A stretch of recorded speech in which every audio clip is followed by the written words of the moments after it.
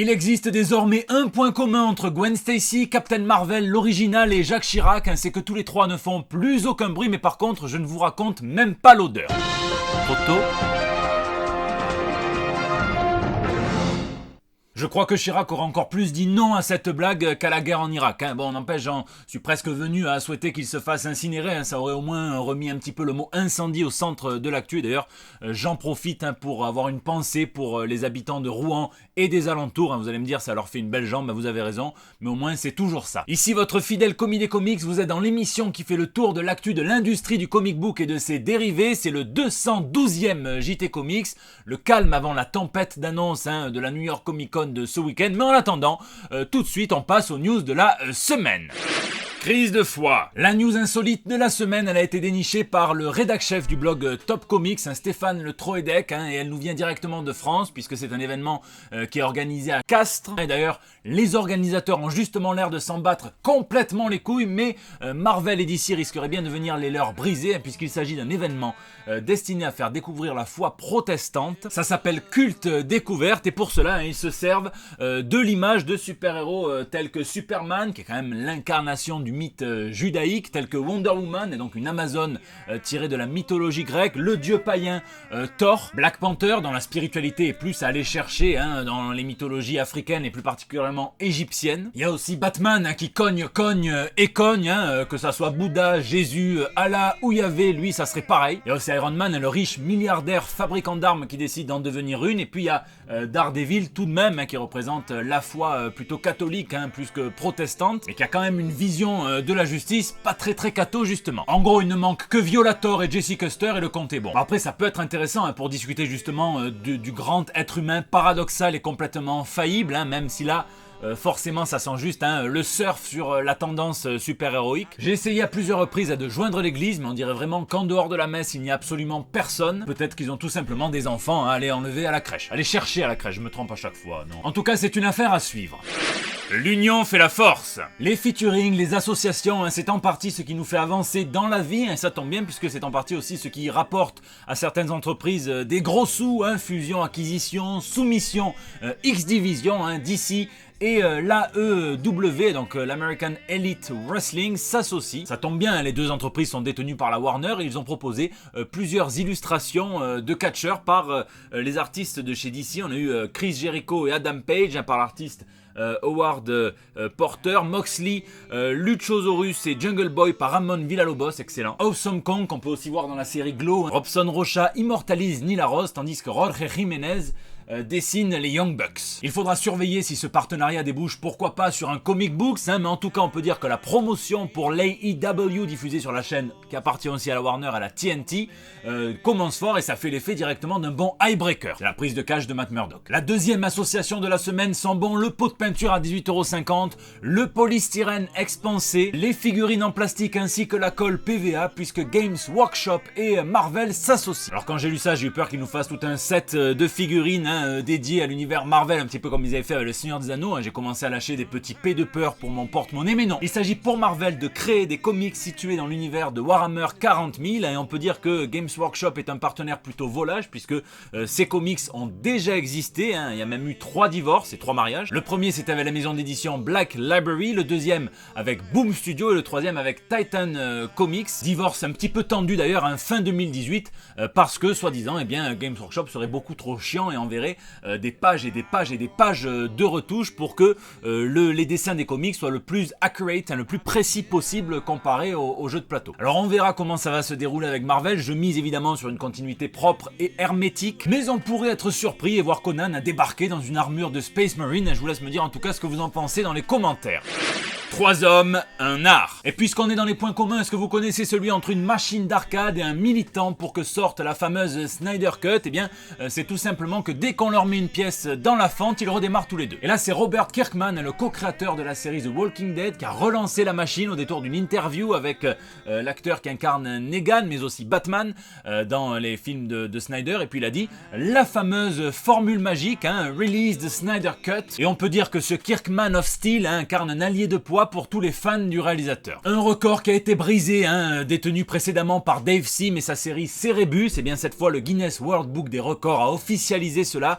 C'est Todd McFarlane qui, avec le numéro 301 de Spawn, brise le record de la plus longue série de comics indépendants qui existe. Spawn, c'est littéralement le Giscard d'Estaing des comics indés, il les enterrera absolument tous. La sale nouvelle de la semaine, c'est l'artiste Tom Lyle qui est dans le coma après une rupture d'anévrisme. On lui doit du Spider-Man, du Robin, du Punisher, du Starman même. Il est aussi co-scénariste de la série Comet avec Mark Waid. On lui souhaite évidemment un bon rétablissement.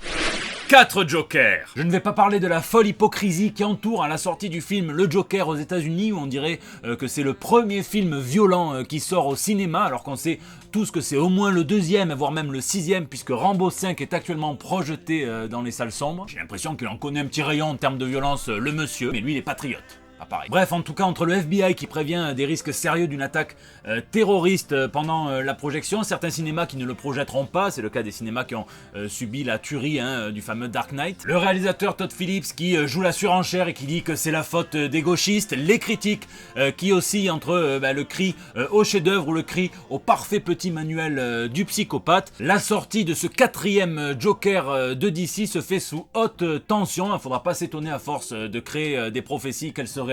On y reviendra sûrement, et en tout cas il me tarde absolument de voir le film. Sinon dans les comics, puisque quoi qu'en dise Todd Phillips, il adapte bel et bien un personnage dont les origines sont tirées du papier, des comics. Et bien on a eu des nouvelles du récit sur les 3 Jokers qui rôdent dans l'univers DC, c'est par Geoff Johns, c'est par l'artiste Jason Fabok, et si je n'ai absolument aucun doute que les planches seront canon, puisque Fabok met un point d'honneur à en faire son chef-d'œuvre. Il passe des jours et des jours sur les planches. Et les petits aperçus qu'il balance sur Twitter sont absolument magnifiques. En revanche, au niveau de la situation de l'œuvre dans la continuité de chez DC, on est plus sur quelque chose qui sent la poudre et le boulet que quelque chose qui est canon, puisque selon l'artiste lui-même, on est sur un truc à la The Killing Joke, quelque chose d'un petit peu trash qui pourrait rebuter certains lecteurs qui donc choisiront eux-mêmes à la carte de l'inclure ou non, de le garder ou non dans la continuité d'ici. Oui, en gros, un petit peu comme les Batman de Kevin Smith, un petit peu comme absolument tous les comics qu'on n'aime pas. Sauf que normalement, c'est au lecteur de prendre cette décision et non pas au scénariste qui est censé proposer une histoire soit dedans, soit dehors. Il n'y a pas de Brexit souple ou pas souple. Et ça ternit un tout petit peu les capacités de scénariste architecte de Geoff Johns à mon goût, notamment sur le DC Rebirth.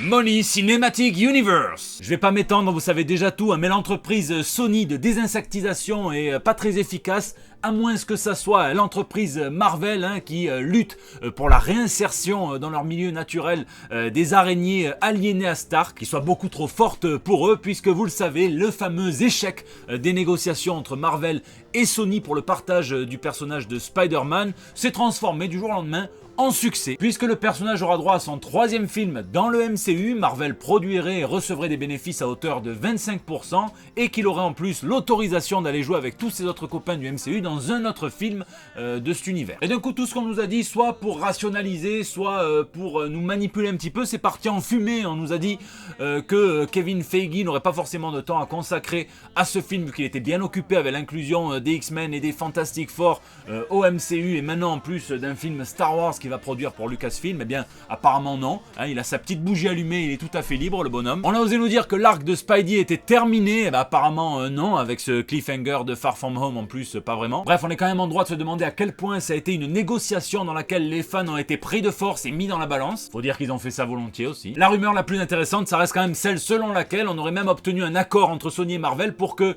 Spider-Man version Tom Holland intègre le Spider-Verse de Sony. Et il faudra vraiment que le personnage soit aussi souple que Mr. Fantastic s'il veut faire le grand écart entre le MCU et Venom 2. Deuxième chose, vous le savez, la vie c'est avant tout une histoire de dominant et de dominer. Le bruit de couloir qui m'intéresse plus cette semaine, c'est cette histoire de Marvel TV, et donc la branche des séries télé de Marvel Entertainment, à qui l'on doit notamment Agent of S.H.I.E.L.D. ou encore toutes les séries en partenariat avec Netflix, qui serait écrasé, ravalé par Marvel Studios, qui se met à produire des séries et qui veut être un petit peu la seule. Marvel Studios utilise tout simplement la force, puisqu'avec des budgets qui sont dignes des films Marvel, du 150, du 200 millions d'euros pour 6 à 8 épisodes, avec un catalogue de personnages entièrement tirés du MCU dans lequel elle est puisée, eh bien, il remporte tout simplement le match. En gros, Marvel TV c'est Tekken 1 et Marvel Studios c'est Tekken 7. C'est sûrement pour ça que Ghost Rider a été annulé sur Hulu, sûrement parce que Kevin Feige le le veut pour le MCU et on verra ce qu'il est du projet Hellstrom et de toutes les autres séries en cours. En attendant, je vous laisse me dire ce que vous en pensez dans les commentaires et nous, eh bien, on lira les comics.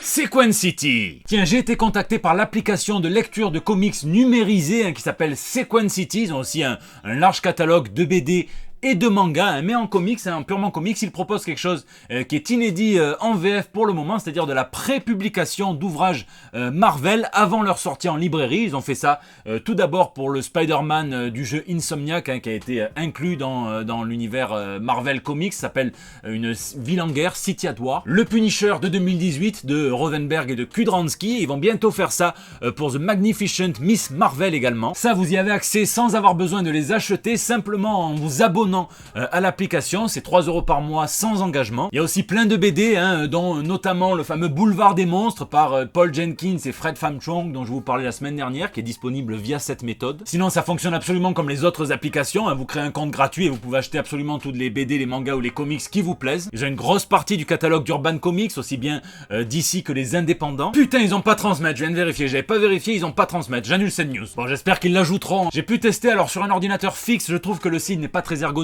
En revanche, sur mobile, sur tablette, sur portable, tout va bien. L'équipe est tout à fait gentille. Vous pouvez bénéficier, tout le monde, dès maintenant, d'un mois d'accès gratuit avec le code Spider-Man. Alors évidemment, il faut rentrer votre code de carte bleue et pas oublier de décocher l'abonnement automatique si vous voulez pas vous réabonner. Et il me propose de vous faire gagner des abonnements de 2 mois. Et pour cela, je vous donne rendez-vous vendredi pour le lancement du concours sur Facebook et sur Twitter.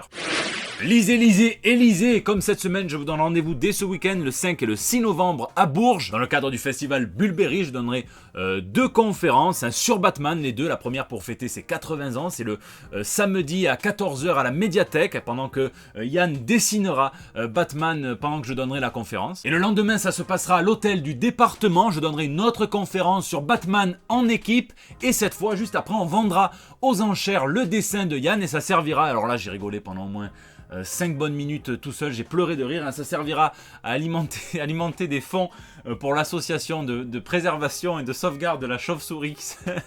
Putain, vous voyez, j'arrive pas. Voilà, le dessin de Yann Vallani sera vendu au profit d'une association qui s'appelle Chauve qui peut et qui sert à rien que... Oh putain, non. Pardon, et qui lutte pour la préservation des chauves-souris dans leur habitat naturel, donc c'est parfait, toutes les thématiques sont là, on aurait voulu le faire exprès, on n'aurait pas pu. Donc j'ai relu pas mal de Batman, notamment des vieux Batman des années 50 et 60, par Bill Finger, par Dick Sprang et par pas mal d'artistes de l'époque. Et ça c'est pour me rappeler de l'audace du scénariste Grant Morrison, qui est allé exhumer ces récits complètement abracadabrantesques, pour rester dans le thème que beaucoup, voire tous les autres, auraient complètement fui. Et pour me détendre, j'ai lu l'artbook qui s'intitule Grunt, non pas les mixtapes, mais là c'est l'art de James Tocco, donc des comics qui n'ont pas été publiés et beaucoup d'illustrations, et les illustrations je les préfère encore aux comics. Et j'embrasse Basile Begri qui m'a fait découvrir cet artiste. Je tiens aussi à dire à tous les artistes, c'est Inktober qui a commencé, n'hésitez pas à m'envoyer vos publications. J'ai créé un fil sur le Discord spécial, j'ai créé un Twitter aussi, un fil sur Twitter pour les réunir. Moi je veux absolument tout voir, voilà, pour les partager aussi. Ça m'intéresse énormément de voir ce que vous allez en faire. J'ai aussi traduit la liste des mots en version française, donc le Inktober créé par Jake Parker. Un jour, un mot, un dessin. Après c'est vos règles, on verra ceux qui vont jusqu'au bout, ceux qui lâcheront au bout du deuxième. En tout cas le premier, il y en a beaucoup qui l'ont fait. Je vous invite aussi à aller suivre mon poteau Bruno Bessadi, qui va encore nous exploser les rétines. Et n'hésitez pas à me dire aussi ce que vous avez lu cette semaine. C'est la fin de ce JT Comics, j'espère qu'il vous a plu. Je remercie tous les nouveaux arrivants sur la chaîne, je remercie ceux qui partagent en masse le JT, ceux qui Facebook, ceux qui tweetent, ceux qui retweetent, ceux qui m'envoient des photos ou des vidéos d'eux en train de regarder le JT en story sur Instagram. Donc merci pour toute cette force, voilà, vous êtes des bombes, donc n'hésitez pas à réagir dans les commentaires sur YouTube où je réponds à chacun d'entre vous, sur les réseaux sociaux, sur Facebook, sur Twitter, sur Instagram ou alors sur Discord, c'est tout nouveau et vous êtes déjà plus de 300 sur mon Discord. C'est là aussi que vous pouvez me laisser vos petits messages pour le bandeau tous les mardis. Je vous fais des bisous et je vous donne rendez-vous ce week-end si vous êtes à Bourges et je serai avec Yann Vallani ou alors la semaine prochaine pour la New York Comic Con et ses nouvelles toutes fraîches. Et en exclu, je sais ce qu'a dit François Hollande à Carla Bruni pour la choquer ainsi. Et dans Batman Silence, ça devait être toi.